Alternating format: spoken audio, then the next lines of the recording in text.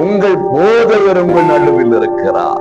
உங்களை விசாரிக்கிறவங்க நடுவில் இருக்கிறார். உங்கள் மீது கரிசனையா இருக்கிறவங்க நடுவில் இருக்கிறார். உங்களுக்கு போதிப்பா. அப்படியானால் ஒரு வார்த்தை வருகிறது, அந்த வார்த்தை உங்கள் காயங்களை ஆற்றுகிறதா இருக்கும். இன்றைக்கு வேதத்தை திறங்க, வாசிங்க. பிரியமானவர்களே, நல்லவராம் இயேசுவின் இனிய நாமத்தில் உங்களை மனதார வாழ்த்துகிறேன். ஏசப்பா உங்களை ஆசீர்வதிப்பாருங்க.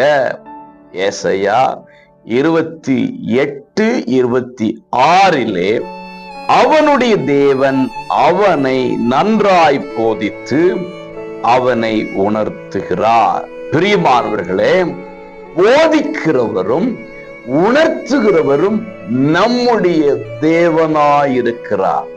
அவர் சொல்றார், நான் உனக்கு போதித்து நீ நடக்க வேண்டிய வழியை உனக்கு காண்பிப்பேன், உன் மீது என் கண்ணை வைத்து உனக்கு ஆலோசனை சொல்லுவேன். ஆமாங்க, அவதான் போதகர். பூமியிலே போதகர்கள் உண்டு.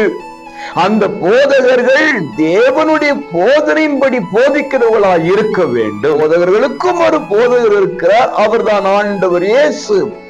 அவர் உங்களை போதிப்பார். அவர் நம்மை போதிக்கிறவர். அவருடைய வார்த்தைகள் கொடுக்கப்பட்டிருக்கிறது, அதை வாசிக்க வேண்டும். வாசிக்கும் போது அவர் பேசுவார், அவர் உணர்த்துவார். நம்ம செய்ய வேண்டியதெல்லாம் காது கொடுத்து கேட்கணும். ஆகவே உங்கள் போதகர் உங்கள் நடுவில் இருக்கிறார். உங்களை விசாரிக்கிறவங்க நடுவில் இருக்கிறார். உங்கள் மீது கரிசனையா இருக்கிறவங்க நடுவில் இருக்கிறார். உங்களுக்கு போதி. சத்தத்தை கேளுங்க, சித்தத்தை செய்யுங்க, தேவ ஆசீர்வாதத்தை பெறுங்க. God bless you.